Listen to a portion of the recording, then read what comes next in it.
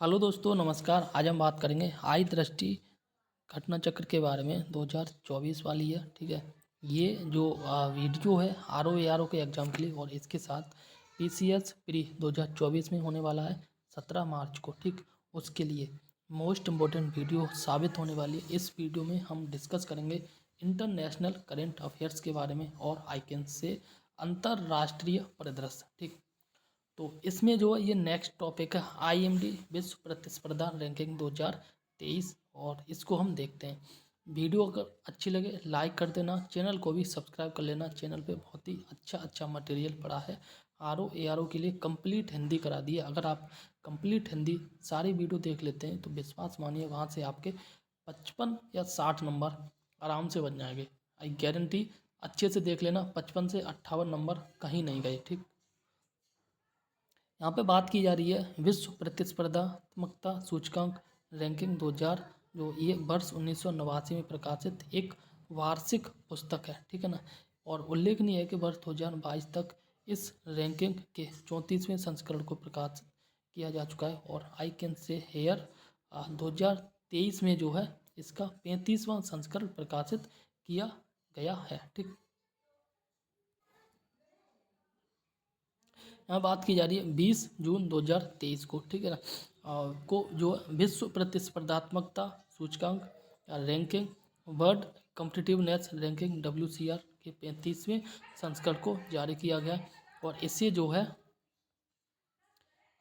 Institute for management development, इसको बोलते हैं IMD, के स्विट्जरलैंड स्थित एक विश्व प्रतिस्पर्धात्मकता केंद्र वर्ल्ड कॉम्पिटिटिव सेंटर के द्वारा संचालित किया जाता है, ठीक।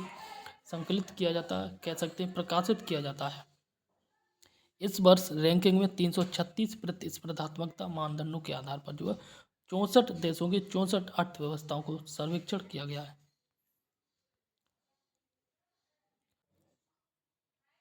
आगे देखते हैं शीर्ष 3 देश, जिसमें डेनमार्क है, आयरलैंड है और ये स्विट्जरलैंड। डेनमार्क ने जो टॉप स्थान हासिल किया है 100वां, ठीक है ना। 100 में से 100 स्कोर, फिर आयरलैंड, उसके बाद जो है स्विट्जरलैंड। अंतिम 3 देश देखते हैं। अंतिम 3 देश की अगर हम बात करें तो यहाँ पे आप देख सकते हो सबसे अंतिम स्थान पे वेनेजुएला है, ठीक।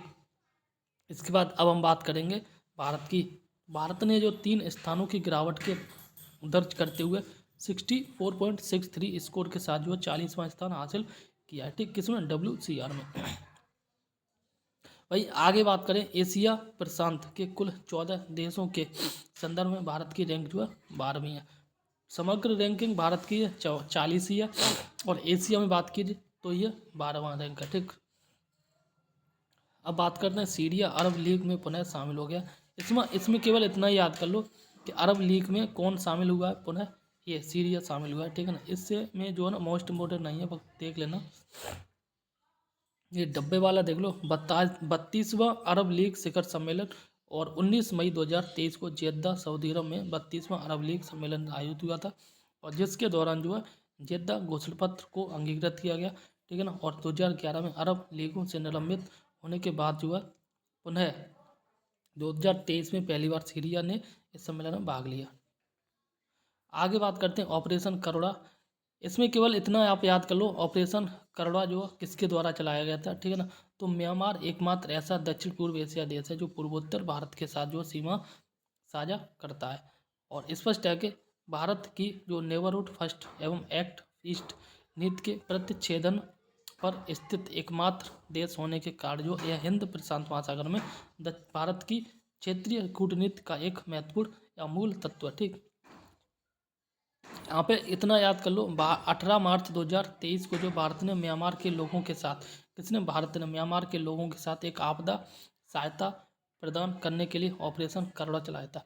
ऑपरेशन करुणा जो है भारत ने चलाया था म्यांमार के लोगों के लिए। म्यांमार में आपदा आ गई थी, उन लोगों की हेल्प के लिए भारत ने जो है ऑपरेशन करुणा चलाया था, ठीक। यह ऑपरेशन मोचा चक्रवात से उत्पन्न आपदा की स्थिति में राहत सामग्री के द्वारा सहायता प्रदान करने के लिए प्रारंभ किया गया था भारत सरकार के द्वारा। और इसमें जो ना आगे देखते हैं, इस अभियान के अंतर्गत जो है भारतीय नौसेना के 3 पोत जो गए थे। इसका नाम है INS शिवालिक, भगवान जी शिव गए थे, और INS कामोरता, ठीक है ना, कामोरता गए, ठीक, और INS सावित्री गए, ठीक।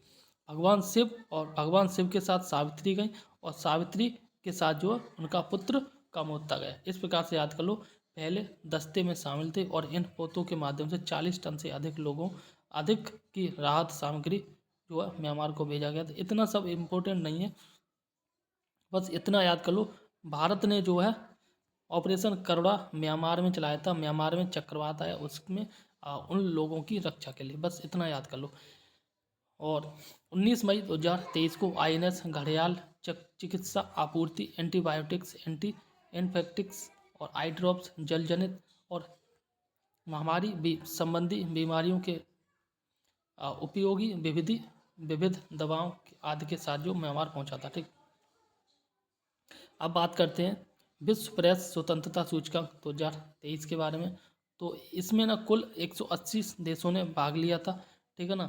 और वहीं बात करें स्मरणीय तथ्य के बारे में, तो यहाँ देख लो 3 मई 2023 को, कब, 3 मई 2023 को जो है विश्व प्रेस स्वतंत्रता सूचकांक के 21वें संस्करण को जारी किया गया। और इस सूचकांक में नॉर्वे लगातार 7वीं वर्ष प्रथम स्थान पर रहा था। और अंतिम स्थान पर बात की जाए 180 देशों की रैंकिंग में उत्तर कोरिया है। इसका समग्र स्कोर जो है 21.72 है, ठीक। भारत की 36.62 स्कोर के साथ 161वां स्थान हासिल किया। और विदित हो, भारत जो है 2022 में 150वें स्थान पे था, ठीक। और अभी 161वें स्थान पे, और अभी भारत की और बद से बदतर स्थिति हो गई, ठीक। यहाँ बात करते हैं शामिल 5 नए संकेतकों में भारत की जो है निम्नलिखित स्थिति क्या है, ठीक। तो ये सब छोड़ो, बस इतना याद कर लो, इस बार भारत की 161वीं स्थान है, ठीक है ना। और पिछली साल भारत की 150वीं रैंक थी, ठीक। आगे बात करते हैं वैश्विक दासता सूचकांक 2023 के बारे में।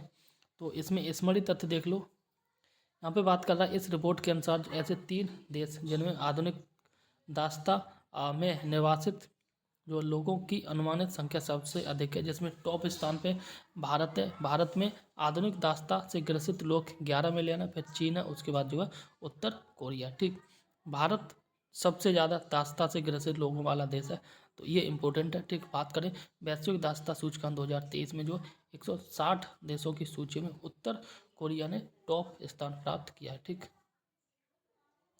आगे यहाँ पे देख लेते हैं सूचकांक में जो है स्विट्जरलैंड अंतिम स्थान, यानी कि 160वें स्थान पे कह सकते हैं कि जो स्विट्जरलैंड है, स्विट्जरलैंड में कोई भी लोग या बहुत ही कम लोग जो है दासता से ग्रसित लोग हैं। वहीं बात करें उत्तर कोरिया, उसके बाद अफगानिस्तान, म्यांमार और 6वें स्थान पर जो है ना ये भारत है। लेकिन लोगों की संख्या की बात कीजिए तो सबसे अधिक भारत में दासता से ग्रसित लोग हैं, ठीक। और रैंक में 6वें स्थान पर, रैंक में टॉप जो है नॉर्थ कोरिया का है। विश्व के 10 सबसे व्यस्त हवाई अड्डे, ठीक। तो यहाँ पे जो है देख लो कुल यात्री आवागमन के मामले में USA का एक अटलांटा GA हवाई अड्डा है, शीर्ष पर है, ठीक है ना। और वहीं दिल्ली का बात करें इंदिरा गांधी अंतर्राष्ट्रीय हवाई अड्डा, ये 9वें स्थान पे है, ठीक।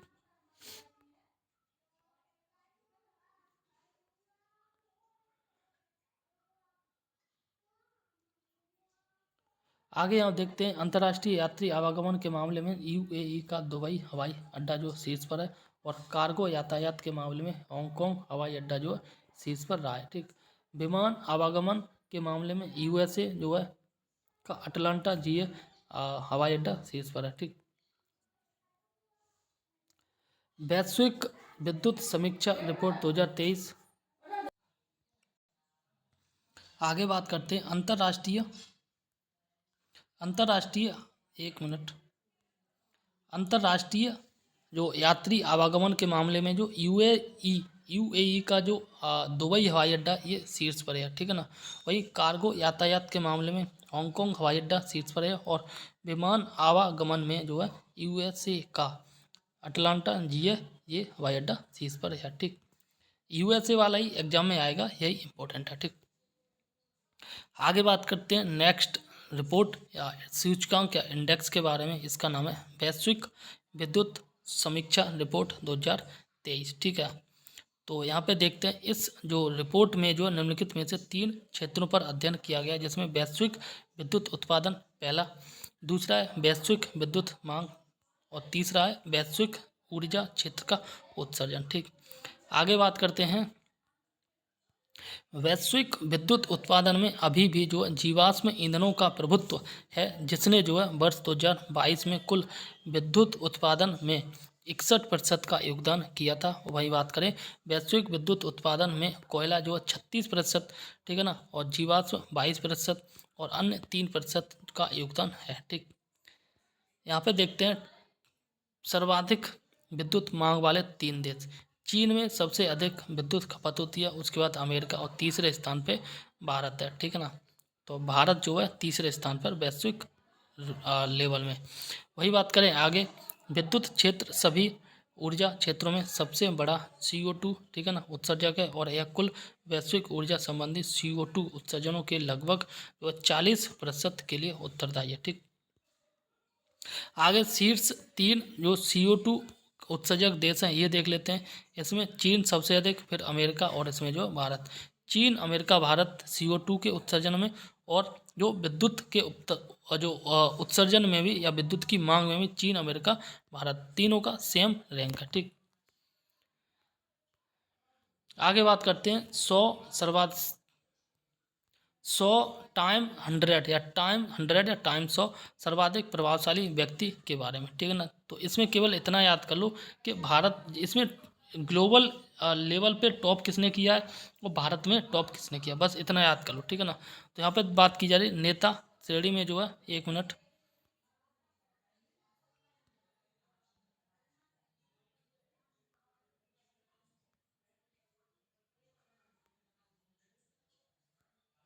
यहाँ पे बात की जा रही है नेता की श्रेणी में 20 लोग शामिल हैं, जिसमें जो है ओलेना जेलेंस ओलोना जेलेंस का जो यूक्रेन की राष्ट्रपति की पत्नी है। ठीक है ना, उसके बाद है जो बाइडेन अमेरिका के राष्ट्रपति, उसके बाद है बोला अहमद टिनूबू। ठीक है ना, ये है। ठीक, इतना ही याद कर लो और ये इंपॉर्टेंट है। आइकन की श्रेणी में जो 15 लोगों ने स्थान प्राप्त किया, वहीं जिनमें जो भारत के जो शाहरुख खान भी शामिल है। ठीक, इससे ज़्यादा कुछ भी ना पूछने वाला। मार्गदर्शक की श्रेणी में बात करें तो इस श्रेणी में भारतीय फिल्म निर्देशन इसका नाम है जो है इनका नाम है SS राजामौली ने जो है शामिल हुए। ठीक, आगे बात करते हैं फिनलैंड नाटो का 31वां सदस्य बन गया है, इतना ही इम्पोर्टेंट है। ठीक है ना, और स्वीडन भी चर्चा में है। 4 अप्रैल 2023 को फिनलैंड नाटो का नवीनतम 31वां सदस्य बन गया है और इसके पूर्व जो है ये उत्तरी मैसिडोनिया वर्ष 2020 में नाटो का 30वां सदस्य बना था। और यहाँ देख लो नाटो का मुख्यालय बेल्जियम ब्रुसेल्स में।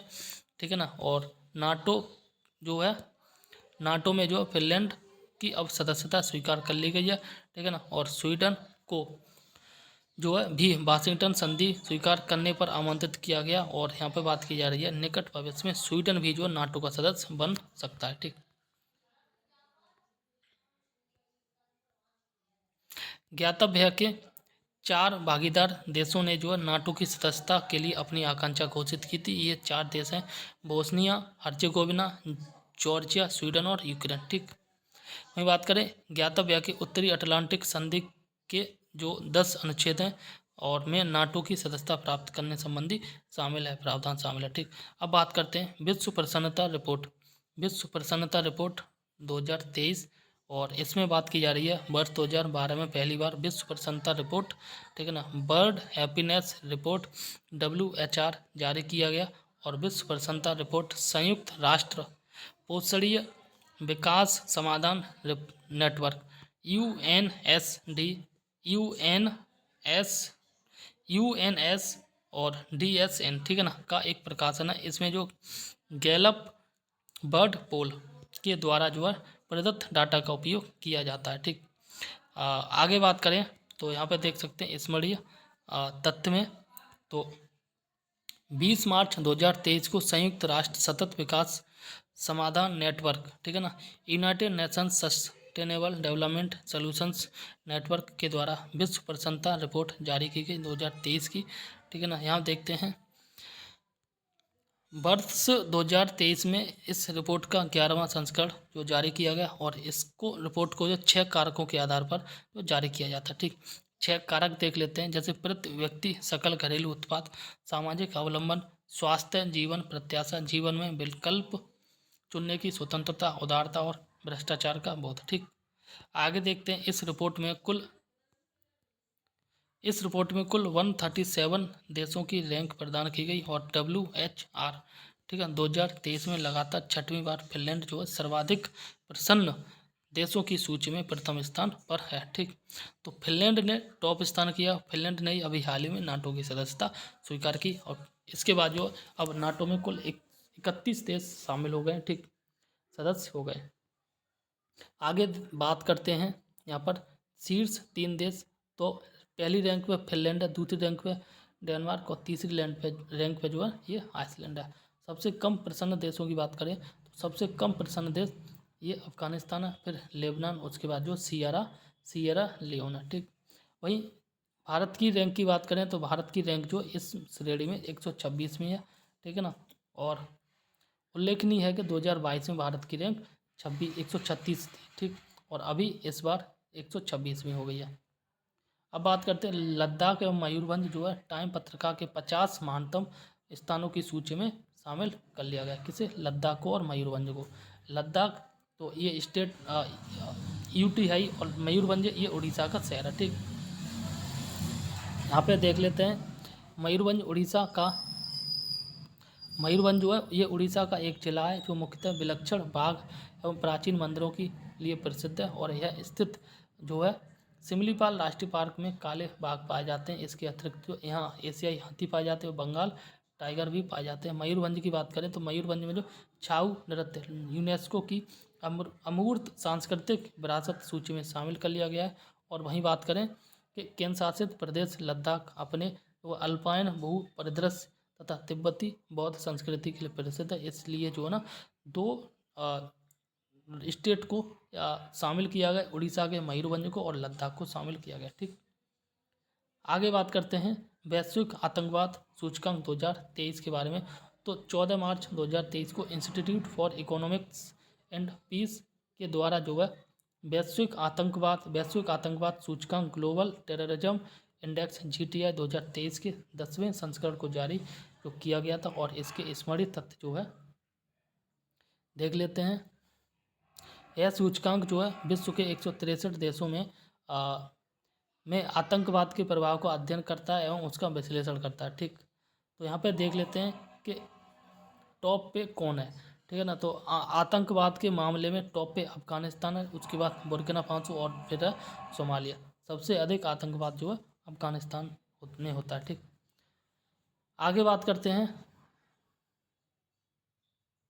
भारत देखते हैं। भारत की जो रैंक है ये 13वीं है। ठीक है ना, ब्रिक्स देशों में ब्राज़ील की 85 रैंक, रूस की जो है 45 रैंक, भारत की 13वीं रैंक, चीन की 93 रैंक और दक्षिण अफ्रीका की जो है ये 79 या 79वीं रैंक है। ठीक, भारत को इसमें 13वां स्थान मिला है, तो इसमें जो भारत ही इम्पोर्टेंट है। ठीक है ना,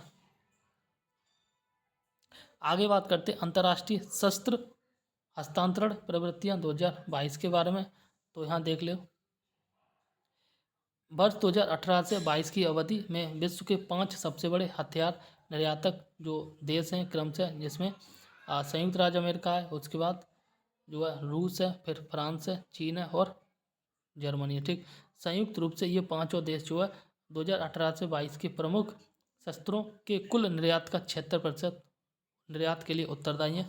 वही बात करें वर्ष 2018 से 22 की अवधि के लिए 5 सबसे बड़े शस्त्र आयातक देशों में बात करें तो ये आयातों में टॉप किया है भारत। ठीक है ना, और उसके बाद सऊदी अरब, उसके बाद कतर, ऑस्ट्रेलिया और चाइना। ठीक, संयुक्त रूप से ये पांचों देश जो है शस्त्र के कुल आयात में 36% हिस्सा शामिल है। और वहीं निर्यात की बात की जाए तो 5 देश 76% हिस्सा शामिल है। ठीक, आगे अगर बात करें भारत जो है सबसे अधिक आयातों का शस्त्रों का जो आयात है वो रूस से करता है और रूस वर्ष 2018-22 में विगत वर्ष की भांति जो है भारत का सबसे बड़ा हथियार पूर्तिकर्ता देश बन गया। ठीक, इसमें इम्पोर्टेंट बात की जाए तो सबसे अधिक जो आयात करता है भारत करता है। ठीक है ना, कहाँ से करता है? रूस से। और निर्यात में जो है सबसे अधिक निर्यात करने वाले 5 देश हैं। ठीक है ना, और जिसमें संयुक्त राज्य अमेरिका सबसे अधिक निर्यात करता है, उसके बाद रूस करता है, फिर चाइना, फ्रांस करता है, फिर चाइना, फिर जर्मनी करता है, ठीक है ना, इतना ही इम्पोर्टेंट है। और आगे देखते हैं, भारत के कुल जो शस्त्र आयात होता है उसमें रूस की हिस्सेदारी जो है 45% है। आगे बात करते हैं 95वां ऑस्कर पुरस्कार 2023। देखो, ये जो ऑस्कर पुरस्कार है इसमें बहुत ही ज़्यादा जो है ना कन्फ्यूजन होगी, ठीक है ना। जैसे 95वां ऑस्कर पुरस्कार, राष्ट्रीय पुरस्कार और कई प्रकार के पुरस्कार हैं, इनमें बड़ा कन्फ्यूजन रहती है, बस हमें याद पढ़ लेना है, ठीक है ना। बाकी कोशिश करेंगे याद करने की। यहाँ पे बात की जा रही है ऑस्कर पुरस्कार के बारे में। 12 मार्च 2023 को जो डॉल्बी थिएटर लॉस एंजल्स के 95वें ऑस्कर अकादमी पुरस्कार, ठीक है ना, या अकादमी पुरस्कार ऑस्कर पुरस्कार एक ही है, विजेताओं की जो घोषणा की गई। और 2022 के दौरान प्रदर्शित फिल्मों के लिए इन पुरस्कारों का आयोजन किया गया। 95वें ऑस्कर पुरस्कारों के लिए 11वां जो है नामांकन, सर्वाधिक 11 नामांकन film Everything Everywhere All at Once जो को प्राप्त हुआ था, ठीक है ना। सबसे अधिक जो पुरस्कार है इसी फिल्म को प्राप्त हुए थे। बाकी यहाँ देख लेते हैं नेक्स्ट।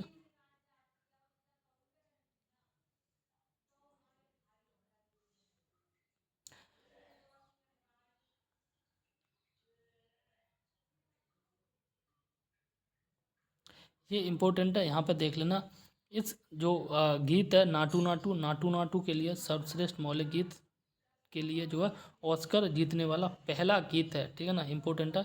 इसके बाकी यहाँ देख लो, इसके जो गायक हैं वो राहुल सिमली सिपलीगंज और काल भैरव। गीत गायक हैं राहुल सिपलीगंज और काल भैरव, ठीक है ना। वहीं बात करें इसके तेलुगु भाषा का यह गीत प्रसिद्धि अभिनेता रामचरण एवं जूनियर एनटीआर के द्वारा फिल्माया गया था, ठीक है ना। और इस गीत से संबंधित एक और चीज़ है, दैट इज ये नाटू नाटू गीत के संगीतकार जो है ये MS कीरवानी है, ठीक है ना। और गीतकार जो चंद्र बोस है, ठीक है ना। और इन्होंने जो स्टेज पर जाकर पुरस्कार ग्रहण किया था। पुरस्कार ग्रहण करने वाले दो व्यक्ति थे और ये संगीतकार थे, ठीक है ना। MM कीरवानी थे, ठीक है ना, और दूसरे थे चंद्र बोस।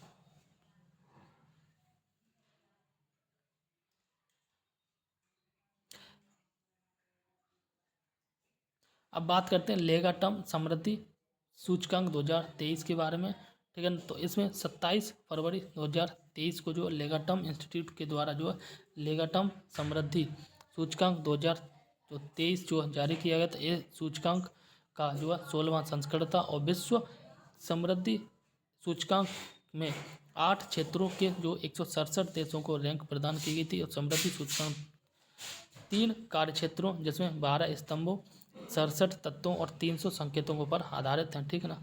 तो यहाँ पे जो डेनमार्क जो है शीर्ष स्थान पे और जबकि दक्षिण सूडान जो अंतिम स्थान पर 167वीं रैंक है, ठीक। और लेगाटाउन समृद्धि सूचकांक 2023 में भारत की रैंक 103वीं। इसमें केवल 3 पॉइंट याद कर लो, भारत की रैंक 103वीं है, टॉप किया है डेनमार्क ने, और सबसे अंतिम स्थान पर दक्षिणी सूडान है, ठीक।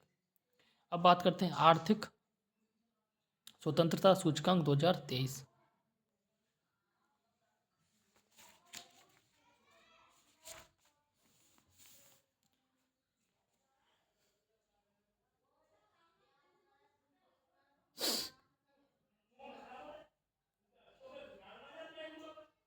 अब हम यहाँ पे बात करेंगे द हेरिटेज फाउंडेशन के द्वारा ये किया जाता है। और इस सूचकांक के तहत जो है विश्व के देशों की आर्थिक स्वतंत्रता का मापन जो है 4 व्यापक नीतिगत क्षेत्रों में विभक्त 12 मात्रात्मक एवं गुणात्मक घटकों के आधार पर किया जाता है। स्मरणीय तथ्य में बात करें तो यहाँ पे देखते हैं 27 फरवरी 2023 को जो है 27 फरवरी 2023 को आर्थिक स्वतंत्रता सूचकांक 2023 जारी किया गया। यह सूचकांक 29वां संस्करण और इस सूचकांक के अंतर्गत जो है विश्व के 184 स्वायत्त देशों की आर्थिक नीतियों एवं स्थितियों का तुलनात्मक अध्ययन किया जाता है, ठीक। वहीं आगे बात करें, इसमें जो 4 देश शामिल है, कौन 4 देश शामिल है, वो जो 4 देश शामिल है वो देख लेते हैं। सिंगापुर, ठीक, स्विट्जरलैंड, आयरलैंड और ताइवान, 4 देश शामिल है। इनको जो अत्यधिक उच्च आर्थिक स्वतंत्रता स्कोर 80 से अधिक प्राप्त हुए हैं, वहीं उन्हें आर्थिक रूप से स्वतंत्र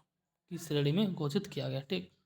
आगे देखते हैं ब्राज़ील, भारत, ब्राज़ील एवं रूस जैसी अर्थव्यवस्थाएं प्रमुख अर्थव्यवस्था इस श्रेणी में शामिल है। और सूचकांक में जो है सिंगापुर को विश्व की सबसे अधिक स्वतंत्र सबसे स्वतंत्र जो अर्थव्यवस्था घोषित किया है, ये इम्पोर्टेंट है। ठीक, वही बात करें भारत के स्कोर के बारे में, तो भारत का स्कोर जो है 52.9 है और भारत की रैंक 131 है। ठीक, ये देखते हैं the agriculture innovation mission for climate में भारत शामिल हो गया है। ठीक है, इसमें इतना ही इम्पोर्टेंट है, the agriculture innovation mission for climate में जो भारत ने शामिल हो गया। ठीक, 22 फरवरी 2023 को भारत जो है एक आशय पत्र पर हस्ताक्षर करता है और A1M4C में शामिल हो जाता है। ठीक है ना। फिर भारत अबू धाबी में आयोजित I2U2 समूह के पहले बिजनेस फोरम के दौरान इसमें शामिल हुआ और वर्तमान में AI और M4C के 55 सदस्य हैं। उल्लेखनीय 8 से 10 मई 2023 के मध्य जो AIM फॉर क्लाइमेट समिट, ठीक है ना, और AIM for climate summit America की मेजबानी में वाशिंगटन DC में आयोजित किया गया था।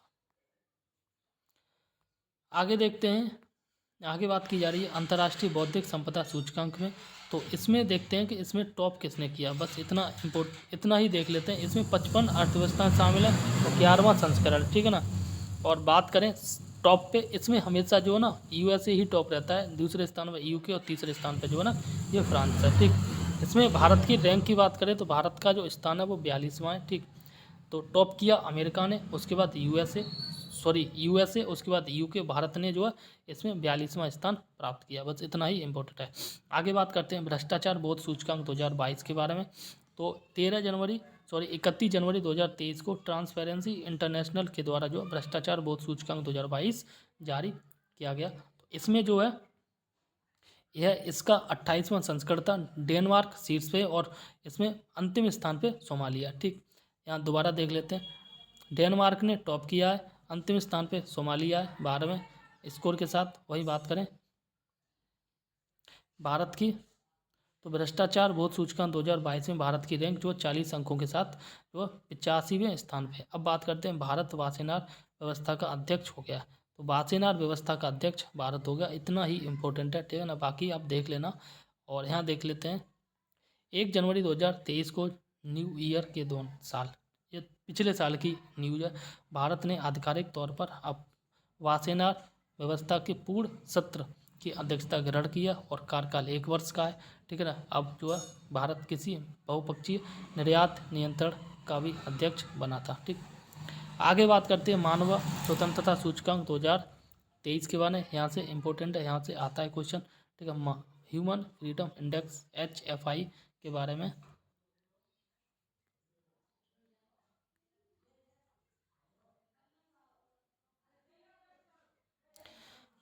यहाँ पे अगर हम बात करें तो 19 दिसंबर 2023 को वाशिंगटन DC में स्थित जो है कैटो इंस्टीट्यूट और कनाडा के फ्रेजर इंस्टीट्यूट संयुक्त रूप से जो है ना HFI 2023 जारी किए गए और ये जो 9वां संस्करण है। ठीक, यहाँ बात करते हैं टॉप किया है स्विट्जरलैंड ने, सेकंड टॉप किया न्यूजीलैंड और थर्ड टॉप किया है ये आपका डेनमार्क ने। दक्षिण एशियाई शीर्ष 10 दक्षिण एशियाई देश में बात करें तो टॉप किया है सिंगापुर में, तिमोर लेस्टे दूसरे स्थान पे। और वहीं बात करें यहाँ पे भारत की, तो दक्षिण एशिया में जो है भारत की रैंकिंग जो है ये 9वीं है। ठीक है ना। और अगर वैश्विक रैंक या समग्र रैंक की बात करें तो भारत की रैंक जो है 109वीं है। ठीक, आगे बात करते हैं वैश्विक प्रतिभा स्पर्धा सूचकांक 2023 के बारे में। तो यहाँ देख लेते हैं स्मृत तथ्य। GTCI 2023 में 134 देश शामिल किए गए और इसमें प्रथम 5 स्थानों पर जो है ये क्रमशः टॉप किया है स्विट्जरलैंड ने, उसके बाद सिंगापुर, संयुक्त राज्य अमेरिका, डेनमार्क और ये नीदरलैंड है। ठीक, और सबसे अंतिम स्थान पे चाड है 134वें स्थान पे। ठीक है ना। और यहाँ पे आगे देखते हैं, अब बात की जा रही है, देखो यहाँ भारत की रैंक देख लेते हैं, वही इंपॉर्टेंट है। भारत की स्थिति, भारत की समग्र रैंक जो 103 है। ठीक है, आयु वर्ग जो है ये निम्न मध्यम आयु वर्ग है। ठीक है, और क्षेत्रीय रैंक 5वीं है। समग्र रैंक 103 और क्षेत्रीय रैंक जो है 5वीं। अब बात करते हैं रूल ऑफ लॉ इंडेक्स 2023 के बारे में। तो इसमें बात की जा रही है 25 अक्टूबर 2023 को वर्ल्ड जस्टिस प्रोजेक्ट के द्वारा जो है रूल ऑफ लॉ इंडेक्स 2023 जारी किया गया और यह सूचकांक जो है विश्व के 142 देशों या क्षेत्राधिकारों में कानून के शासन रूल ऑफ लॉ का मूल्यांकन करता है। शीर्ष 3 देशों की बात करें, डेनमार्क टॉप पे, फिर नॉर्वे, उसके बाद फिनलैंड। Denmark, Norway, Finland. और 6 दक्षिण एशियाई देशों में जो है 71वें स्थान पे नेपाल है और श्रीलंका 77वें स्थान पे। भारत जो है 79वें स्थान पे है। ठीक, भारत की रैंक आप याद कर लेना। आगे बात करते हैं बर्ड गिविंग इंडेक्स 2023।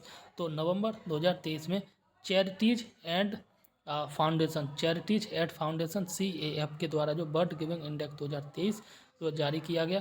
ठीक है ना। और वहीं बात करते हैं इसमें WGI 2023। क्या WGI 2023 में विश्व के 142 देशों में जो है शामिल किया गया। ठीक, इस रिपोर्ट के अनुसार इंडोनेशिया विश्व का सर्वाधिक उदार देश शामिल, विश्व का सर्वाधिक उदार देश इंडोनेशिया है और भारत की रैंक जो 43वीं है। क्या 43 है। ठीक, वही बात करें वर्ष 2023 की समग्र रैंकिंग में जो है क्रमशः 4 देश थे जिसमें पोलैंड और क्रोएशिया, यमन और जापान थे। ठीक, अब बात करते हैं अंतर्राष्ट्रीय सम्मेलन के बारे में। ये इंपॉर्टेंट है, याद कर लेना। ठीक है ना। इसमें केवल इतना याद कर लो कि कौन सा अंतर्राष्ट्रीय सम्मेलन कहाँ पे हुआ था और किसने जो है इसकी अध्यक्षता की थी। ठीक, तो ये भी देख लेते हैं, 1 मिनट। ये COP28 की बात करें तो COP28 जो है संयुक्त राष्ट्र जलवायु परिवर्तन शिखर सम्मेलन और ये 2023 में हुआ। कब हुआ? 30 नवंबर से लेके 12 दिसंबर 2023 के तक चला। तो मध्य दुबई में चला। ठीक, कहाँ पे चला? दुबई में। दुबई कहाँ पे? संयुक्त अरब अमीरात में जो है संयुक्त राष्ट्र जलवायु परिवर्तन शिखर सम्मेलन 2023 का आयोजन किया गया था और आधिकारिक रूप से यह जो UNFCCC के पक्षकारों के सम्मेलन में 28वां या COP28 था। सुल्तान अहमद अल जाबेर को जो है दुबई में आयोजित COP28 की अध्यक्षता सौंपी गई थी। दुबई में हुआ था COP28, अध्यक्षता की थी दुबई के या कह सकते हैं UAE के जो सुल्तान थे जिनका नाम था अहमद अल जाबेर ने अध्यक्षता की थी। COP28 ऐतिहासिक रहा क्योंकि इस सम्मेलन में पेरिस समझौते के तहत जो जलवायु परिवर्तन को संबोधित करने के लिए वैश्विक प्रयासों के प्रथम वैश्विक स्टॉक टेक पर जो है सहमति बनी। और वैश्विक स्टॉक टेक एक ऐसी प्रक्रिया है जो देशों हितधारकों को पेरिस जलवायु परिवर्तन समझौते के लक्ष्यों को प्राप्त करने की दिशा में उनकी सामूहिक प्रगति के आकलन में जो है सक्षम बनाती है। ठीक है ना। बाकी आगे देखते हैं वर्ष 2030 तक नवीकरणीय ऊर्जा की वैश्विक स्थापित क्षमता तिगुने करने में योगदान हेतु सभी देशों में सर्वसम्मत समझौता आह्वान किया गया। और इसमें केवल इतना याद कर लो COP28 दुबई में हुआ, संयुक्त अरब अमीरात में। इसकी अध्यक्षता जो संयुक्त अरब अमीरात के सुल्तान ने की थी। ठीक, आगे बात करते हैं COP28 के लिए वैश्विक शीतलन प्रतिज्ञा। ठीक है, 66 राष्ट्रीय सरकारें शामिल हुई। 2050 तक जो है वर्ष 2022 के स्तर के सापेक्ष वैश्विक स्तर पर सभी क्षेत्रों में शीतलन संबंधी उत्सर्जनों में न्यूनतम 68% तक जो है की कटौती करने के लिए मिलकर कार्य करने के लिए प्रतिबद्ध है। ठीक, आगे यहाँ देख लेते हैं COP28 में यह घोषणा की गई थी कि परमाणु ऊर्जा क्षमता को वर्ष 2050 तक बढ़ाकर जो 3 गुना कर दिया गया। और COP28 के दौरान जो वैश्विक जलवायु कार्रवाई शिखर सम्मेलन जो है वर्ल्ड क्लाइमेट एक्शन समिट में जो प्रधानमंत्री नरेंद्र मोदी ने हिस्सा लिया था। COP28 की अगर हम बात करें एक बार दोबारा, ठीक है ना। देखो मैं बार बार इसलिए बोल रहा हूँ जिससे कि जो है ना आप वीडियो को बार बार ना देखें या फिर कह सकते हैं जब आप किताब को पढ़ें तो चीज़ें रिकॉल हो जाए और जल्दी से आप जो है याद कर लें। COP28 की अध्यक्षता जो है ये UAE के जो सुल्तान थे इन्होंने की। ठीक है ना। और UAE में COP28 का आयोजन हुआ, UAE के दुबई शहर में हुआ। भारत की तरफ से भारत के प्रधानमंत्री ने हिस्सा लिया था। ठीक, आगे बात करते हैं। यह सम्मेलन जो 1 से 2 दिसंबर 2023 को आयोजित किया गया था। भारत के द्वारा वर्ष 2028 में आयोजित होने वाले 33 की मेज़बानी पेशकश की गई है। मतलब कॉप जो 28 कॉप 2000 कॉप 33 जो है 2028 में होगा, तब भारत इसकी अध्यक्षता करेगा। UNFCCC के हस्ताक्षरकर्ताओं से इस पेशकश पर स्वीकृति प्राप्त हो जाती है और वर्ष 2002 के बाद दूसरा कॉप होगा जिसका आयोजन जो है भारत में किया जाएगा। मतलब 2002 में किया गया था कॉप का आयोजन, अब जो है 2028 में कॉप का आयोजन किया गया और कॉप 33 के नाम से जाना जाएगा भारत में, ठीक। और कॉप 28 के दौरान प्रधानमंत्री नरेंद्र मोदी ने ग्रीन क्रेडिट पहल का शुभारंभ किया था। ये इंपॉर्टेंट है, याद कर लेना। ग्रीन क्रेडिट पहल का शुभारंभ प्रधानमंत्री मोदी ने किया था, कॉप 28 के दौरान किया था। कॉप 28 जो है UAE के शहर दुबई में हुआ था और इसकी अध्यक्षता मतलब कॉप 28 की अध्यक्षता जो है UAE के सुल्तान ने की थी, ठीक। यह पर्यावरण के लिए जीवन शैली होगा, ठीक है ना। अभियान के तहत भारत की सरकारी एक पहल है। आगे बात की जा रही है यूनिसेफ, एक मिनट।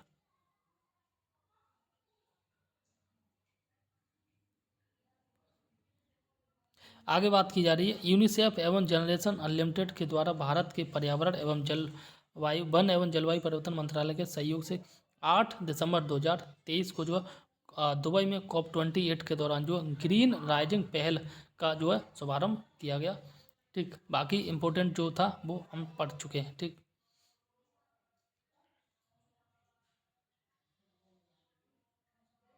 ये इम्पोर्टेंट है। नेक्स्ट जो कॉप है कॉप 29 का आयोजन 11-12 नवंबर 2024 में अजरबैजान में होगा और कॉप 30 का आयोजन जो है ये 2025 में ये आपका होगा मध्य ब्राज़ील में। देखो कॉप 28 का आयोजन अभी हुआ 2023 में, ठीक। कहाँ हुआ? UAE में, ठीक। कॉप 29 का आयोजन 2024 में अजरबैजान में होगा। कॉप 30 का आयोजन जो है 2025 में ब्राज़ील में होगा और कॉप 33 का आयोजन इंडिया में होगा, ठीक। कब होगा? 2028 में। यहाँ पे बात कर लेंगे कॉप 5 के बारे में। मिनीमाता आवे समय पर 5वीं बैठक हुई और 30 अक्टूबर से लेकर 3 नवंबर 2023 के मध्य जिनेवा स्विट्जरलैंड में पारे यार इसको बोलते हैं मरकरी पर मिनीमाता आवे समय के पक्षकारों के सम्मेलन पर जो 5वीं बैठक हुई थी, ठीक है ना। बाकी आगे देखते हैं संयुक्त राष्ट्र। आगे बात करें तो संयुक्त राष्ट्र पर्यावरण कार्यक्रम के तत्वावधान में आयोजित कॉप 5 की अध्यक्षता जो है क्लाउडिया ड्यू मित्र के द्वारा की गई, जो रोमानिया देश से संबंधित है, ठीक।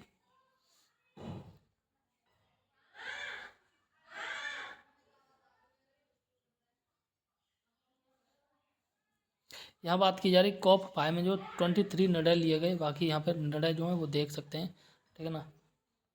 डिब्बे वाला देख लेते हैं। पारेपन मिनीमाता अभिसमय।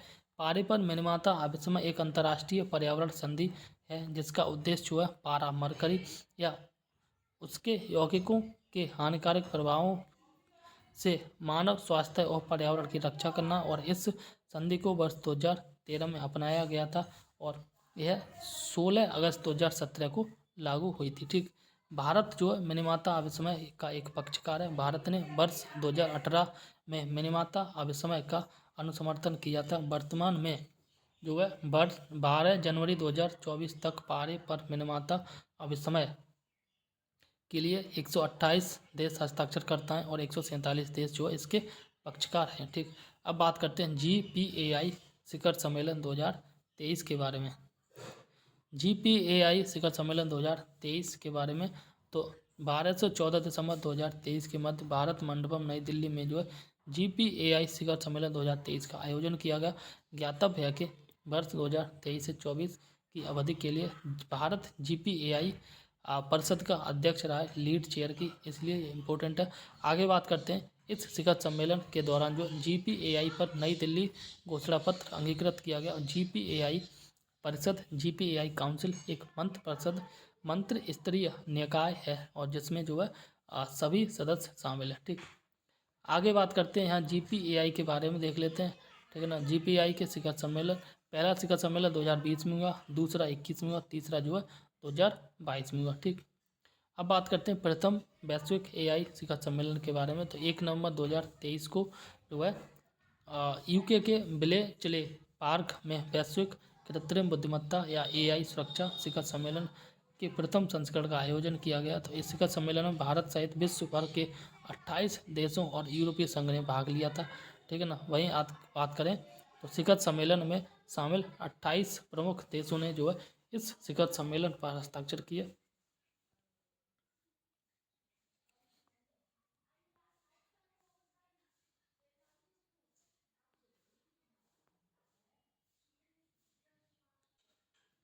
आगे बात करते हैं 18वां G20 शिखर सम्मेलन। सभी को पता है भारत ने इसकी मेजबानी की थी और यह जो 9 से 10 सितंबर 2023 को हुआ था भारत मंडपम प्रगति मैदान नई दिल्ली में। ठीक है ना। और 18वें G20 शिखर सम्मेलन का आयोजन हुआ। भारत के द्वारा आयोजित प्रथम G20 शिखर सम्मेलन है। ठीक। आगे बात करते हैं भारत की G20 अध्यक्षता के तहत जो है भारत के 60 शहरों में लगभग 200 बैठकें आयोजित की गई और जिनमें से 1 लाख से अधिक प्रतिनिधियों ने भाग लिया था। जिसमें कुछ प्रमुख जो शहर हैं उनमें आयोजित की जानी बैठकें उत्तर प्रदेश में, जैसे लखनऊ में आयोजित की गई, वाराणसी, आगरा, ग्रेटर नोएडा में भी जो है G20 के संबंधित बैठकों का आयोजन किया गया था। ठीक। और G20 शिखर सम्मेलन 2023 एवं संबंधित आयोजनों के लिए भारत ने जो अमिताभ कांत को G20 शेरपा घोषित किया और हर्षवर्धन श्रृंगला को जो है मुख्य समन्वयक चीफ कोऑर्डिनेटर नियुक्त किया गया था। ठीक। तो शेरपा जो अमिताभ कांत थे G20 की, और वही बात करें मुख्य समन्वयक ये हर्षवर्धन श्रृंगला थे। भारत ने अपनी G20 अध्यक्षता के दौरान जो अतिथि देशों में जो देश थे वो इम्पोर्टेंट है, याद कर लेना। बांग्लादेश, मिस्र, Mauritius, Netherland, Nigeria, Oman, Singapore, Spain और ये आपका यूएई आमंत्रित किए थे। ठीक। भारत ने अपनी G20 अध्यक्षता के दौरान जो है स्थायी प्रतिभागी अंतर्राष्ट्रीय संगठनों जिसमें UN, IMF, ये कुछ इंटरनेशनल ऑर्गेनाइजेशन है इनको भी आमंत्रित किया था और कुछ क्षेत्रीय ऑर्गेनाइजेशन है इनको भी भारत ने जो आमंत्रित किया था। ठीक। और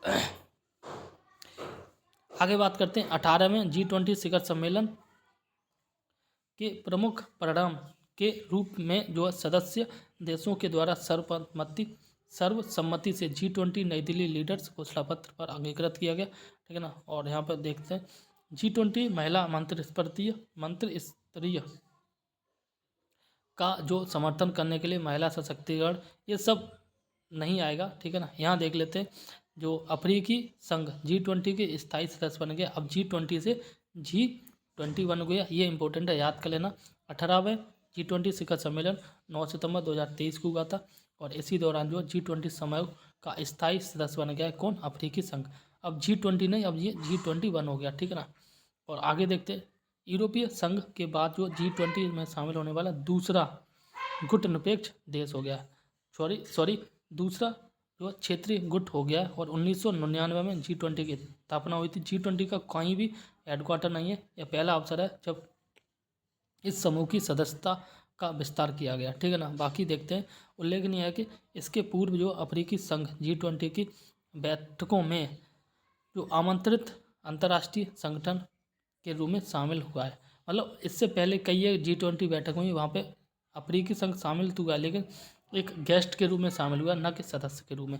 अब यहाँ पे देख लेते हैं कि अफ्रीकी संघ में कुल 55 देश हैं और 2002 में जो है अफ्रीकी संघ लॉन्च किया गया था और वर्तमान में अफ्रीकी संघ के अध्यक्ष है ये अजीली असोमानी है। ठीक।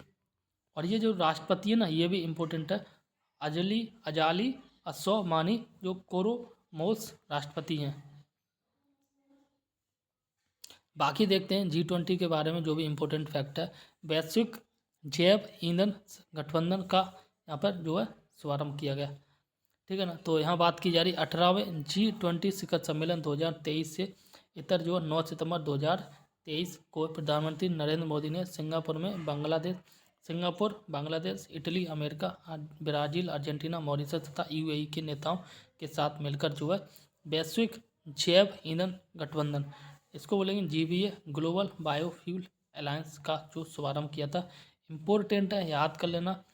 ठीक है ना। भारत के द्वारा जो GBA का गठन किया गया वैश्विक जैव ईंधन गठबंधन G20 के अध्यक्ष के रूप में जो भारत की एक पहल है। ठीक, वहीं बात करें इस गठबंधन का जो लक्ष्य है जैव ईंधन के वैश्विक विकास में तेजी लाना। ठीक,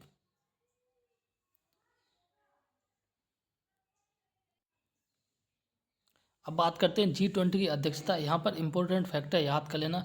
1 दिसंबर 2022 से और 30 नवंबर 2023 तक जो है G20 का अध्यक्षता कौन, भारत रहा था। ठीक, और ये डेट याद कर लेना। भारत जो है G20 का अध्यक्ष 1 दिसंबर 2022 से लेकर और 30 नवंबर 2023 तक रहा था। अब भारत G20 का अध्यक्ष नहीं है।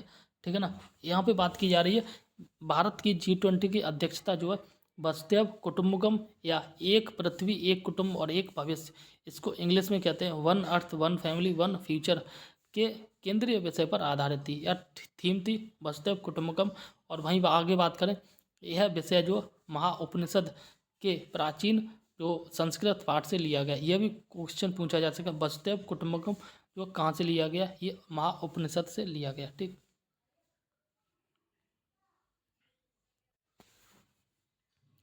आगे बात करते हैं। यहाँ बात की जा रही है भारत की अध्यक्षता जो है G20 का लोगो, ये जो है भारत के राष्ट्रीय ध्वज के जीवंत रंगों केसरिया, सफ़ेद, हरा और नीला से प्रेरित है। ठीक है ना। ये G20 के लोगों की बात की जा रही है और इस लोगों में भारत के राष्ट्रीय पुष्प कमल के साथ जो पृथ्वी को दर्शाया गया और जो इसका मतलब है चुनौतियों के बीच विकास को प्रदर्शित करता है। ठीक, वहीं आगे बात करें तो यहाँ कह रहा है कि पृथ्वी जीवन के प्रति भारत के पर्यावरण अनुकूल दृष्टिकोण को दर्शाती है, जिसका प्रकृति के साथ जो पूर्ण सामंजस्य है। और कमल की 7 पंखुड़ियाँ जो है 7 महाद्वीपों को दर्शाती हैं, 7 सार्वजनिक संगीत के स्वरों का प्रतिनिधित्व करती हैं। वहीं G20 लोगों के नीचे जो है देवनागरी लिपि में भारत लिखा हुआ है। ठीक, अब बात करते हैं 43वां आसियान शिखर सम्मेलन। इसमें केवल इतना याद कर लो ये कब हुआ और किसने अध्यक्षता की। तो 4 से 7 सितंबर 2023 को 43वां आसियान शिखर सम्मेलन एवं इसकी संबंधित बैठकों का आयोजन जकार्ता इंडोनेशिया में हुआ। ठीक है ना। और यहाँ पे देख लो जकार्ता इंडोनेशिया के जो अभी राष्ट्रपति है जोको विडोडो ने इसकी अध्यक्षता की। ठीक, इस शिखर सम्मेलन का केंद्रीय जो विषय है ये ASEAN matters AP Centrum of growth है। ठीक, बाकी इसमें बहुत ज़्यादा इम्पोर्टेंट नहीं है। यहाँ देख लेते हैं भारत के बारे में। भारत जो पूर्वी एशिया शिखर सम्मेलन का एक संस्थापक सदस्य है और इस तंत्र को सुदृढ़ बनाने के लिए प्रतिबद्ध भी है। कौन, भारत। ठीक है। अब बात करते हैं तिमोर लेस्ते में भारतीय दूतावास। तिमोर लेस्ते में भारतीय दूतावास अभी हाल ही में खोला गया है। 7 सितंबर 2023 को जकार्ता में आसियान शिखर सम्मेलन के दौरान जो भारतीय प्रधानमंत्री मोदी ने दिल्ली तिमोर लेस्ते में भारतीय दूतावास खोलने की स्थापित करने की जो घोषणा की। ठीक, आगे बात की जा रही है। उल्लेखनीय है कि दिल्ली तिमोर लेस्ते की राजधानी है और यह शहर जो महत्वपूर्ण इसलिए है क्योंकि यह पुर्तगाल एवं इंडोनेशिया से देश की स्वतंत्रता के लिए जो है संघर्ष की यादें दिलाता है। देखो आगे अब बात की जा रही है 15वां ब्रिक्स शिखर सम्मेलन के बारे में। ये इंपॉर्टेंट है। ठीक है ना। तो यहाँ 22 से 24 अगस्त 2023 के मध्य जो 15वां ब्रिक्स शिखर सम्मेलन का आयोजन जो दक्षिण अफ्रीका में आयोजित किया गया। ठीक है ना। और इसका जो दक्षिण अफ्रीका की अध्यक्षता में आयोजित किया गया। अब हम यहाँ पे बात करेंगे इम्पोर्टेंट जो पॉइंट है। यहाँ पे ब्रिक्स शिखर सम्मेलन 2023 में 6 नए सदस्य शामिल कर लिए गए। कौन कौन से वो याद कर लेना। अर्जेंटीना, मिस्र, इथोपिया, ईरान, सऊदी अरब और यूएई है। ठीक है। इन 6 देशों में अर्जेंटीना को छोड़कर 5 देश 1 जनवरी 2024 से जो ब्रिक्स के पूर्णकालिक सदस्य बन जाएंगे। ठीक है ना। आगे बात की जा रही अब इस प्रकार जो है अब ब्रिक्स समूह में 5 की जगह अब जो 10 सदस्य हो गए। ठीक, आगे बात करते हैं। ज्ञातव्य है कि अर्जेंटीना ने नए राष्ट्रपति जेवियर मिलेई के नेतृत्व में ब्रिक्स में शामिल होने से इनकार कर दिया। किसने? अर्जेंटीना ने। ठीक। 15वें ब्रिक्स शिखर सम्मेलन में भारत का नेतृत्व प्रधानमंत्री नरेंद्र मोदी ने किया और 22 अगस्त 2023 को जो है प्रधानमंत्री BRICS Business Forum Leaders Dialogue में भाग लिया। और इस शिखर सम्मेलन के दौरान जो प्रधानमंत्री नरेंद्र मोदी ने ब्रिक्स स्पेस एक्सप्लोरेशन कंसोर्टियम, ठीक है ना, के गठन का भी प्रस्ताव दिया था। पारंपरिक औषधि के भंडार की स्थापना का भी जो प्रस्ताव दिया था। और वर्ष 2024 में ब्रिक्स की अध्यक्षता जो है 2000 रूस के द्वारा की जाएगी। और 16वें ब्रिक्स शिखर सम्मेलन 2024 जो है ये कजान रूस में हो आयोजित। नेक्स्ट वाले की बात की जाए रूस में अध्यक्षता की जाएगी, ठीक है ना। और अब बात करते हैं 23वां संघाई सहयोग संगठन SCO शिखर सम्मेलन 4 जुलाई 2023 को SCO के राष्ट्राध्यक्षों की परिषद की 23वीं बैठक जो है 23वां SCO शिखर सम्मेलन भारत की अध्यक्षता में आयोजित हुई। SCO का जो शिखर सम्मेलन 2023 का भारत ने अध्यक्षता की। यह शिखर सम्मेलन जो है वर्चुअल रूप से आयोजित हुआ। अध्यक्षता प्रधानमंत्री मोदी ने की और इसमें जो है पाकिस्तान के जो तत्कालीन प्रधानमंत्री शहबाज शरीफ ने भी प्रतिभाग लिया था। ठीक। इस सम्मेलन के अंत में जो है नेताओं के द्वारा नई दिल्ली घोषणा पत्र भी अपनाया गया था।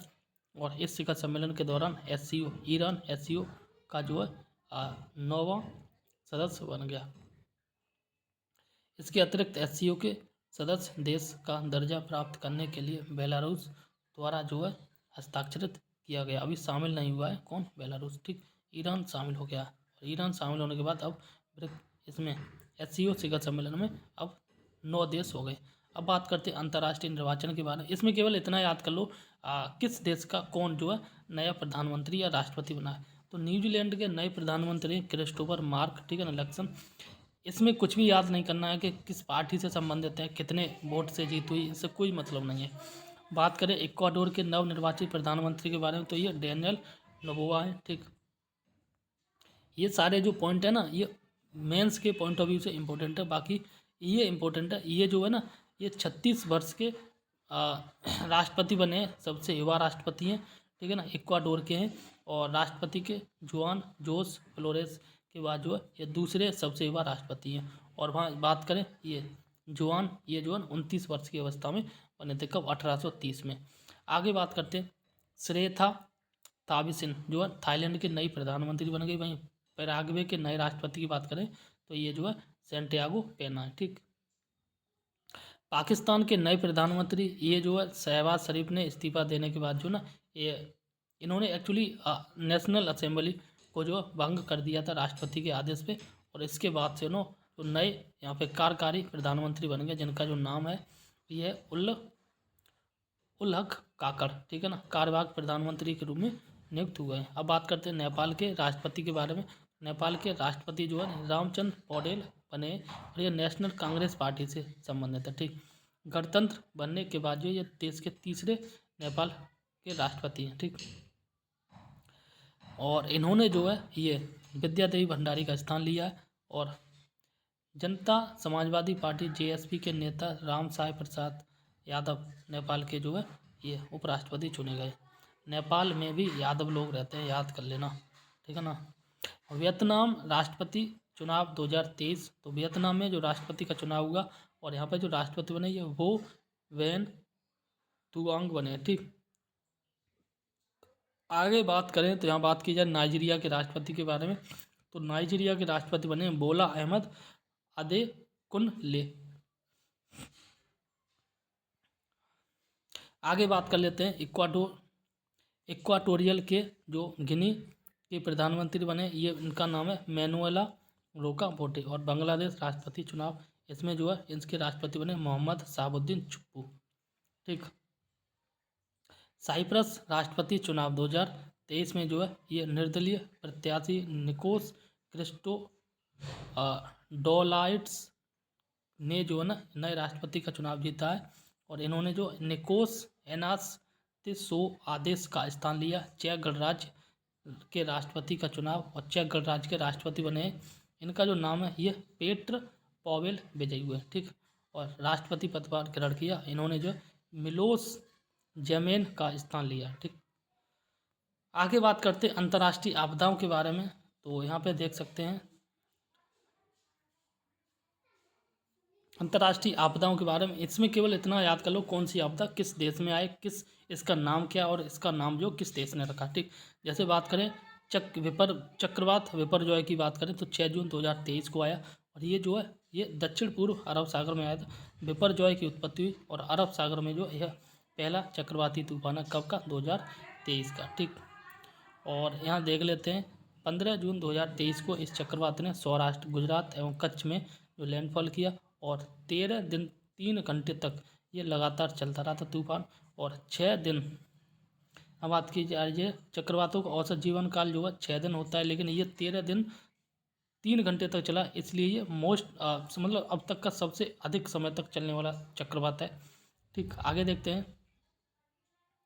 भारतीय मौसम विज्ञान विभाग के अनुसार विपर्जॉय वर्ष 1977 के बाद जो है उससे उत्तरी हिंद महासागर में उत्पन्न होने वाला सबसे लंबी अवधि तक चलने वाला चक्रवाती तूफान। इसका नाम बांग्लादेश के द्वारा रखा गया। तो विपर्जॉय का अर्थ जो है ये आपदा होता है। विपर्जॉय तूफान 2023 का पहला तूफान है, अरब सागर में आया था, बांग्लादेश ने इसका नाम रखा। अब ठीक है ना, अरब सागर में सौराष्ट्र, गुजरात के पार्ट को इसने प्रभावित किया था। 13 दिन 3 घंटे तक चला था। एवरेज चक्रवात का जो काल होता है वो 6 दिन 3 घंटे तक होता है, और ये जो 1977 के बाद से सबसे लंबी अवधि तक चलने वाला ये तूफान है। ठीक है ना, ये सारा का सारा मैं आपको बता रहा हूँ जो अभी पढ़ा था। ठीक, और विपर्जॉय जो बांग्लादेश ने इसका नाम रखा था, इसका नाम होता है आपदा, मतलब अर्थ होता है आपदा। ठीक, अब बात करते हैं माउंट मेरापी ज्वालामुखी के बारे में। 11 मार्च 2023 को इंडोनेशिया की जावा द्वीप पर आया था। ठीक, आगे बात की जा रही है माउंट, यह इंडोनेशिया का सबसे सक्रिय ज्वालामुखी है जो प्रशांत महासागर के रिंग ऑफ फायर में अवस्थित है। माउंट मेरापी की जो ऊंचाई है ये 2911 मीटर है, और यह बेसाल्ट चट्टानों में निर्मित है। ठीक, वहीं बात करें चक्रवात फ्रेडी के बारे में, तो ये 21 फरवरी 2023 को उष्णकटिबंधीय चक्रवात फ्रेडी ने पहली बार मेडागास्कर अफ्रीका के तट पर लैंडफॉल किया था। ठीक है ना, और इस चक्रवात से प्रभावित जो है Mozambique, Zimbabwe, Malawi, Madagascar, Zambia और यूनियन द्वीप पर देखा गया। ठीक, वहीं बात करें फ्रेडी चक्रवात जो है ये ऑस्ट्रेलिया के तट पर विकसित हुआ था, और दक्षिण हिंद महासागर को पार करते हुए 8000 किलोमीटर की दूरी तय करके मेडागास्कर के लैंडफॉल हुआ। ठीक, यह अब तक का इतिहास में सर्वाधिक दिनों तक चलने वाला ये तूफान है। ठीक है ना, और ये जो 34 दिनों तक रहने वाला चक्रवात है। वहीं आगे यहाँ बात करी जाए तो यहाँ देख सकते हो उल्लेखनीय है कि संचित चक्रवात ऊर्जा ACE एक ऐसा सूचक है जो किसी चक्रवात के जीवन काल के दौरान उससे संबद्ध पवन ऊर्जा की कुल मात्रा को मापता है, और इस चक्रवात को बहुत गंभीर उष्णकटिबंधीय चक्रवात के रूप में वर्गीकृत किया गया। 6 फरवरी 2023 को जो है ये ऑस्ट्रेलियाई मौसम विज्ञान ब्यूरो के द्वारा फ्रेडी नाम दिया गया। ठीक,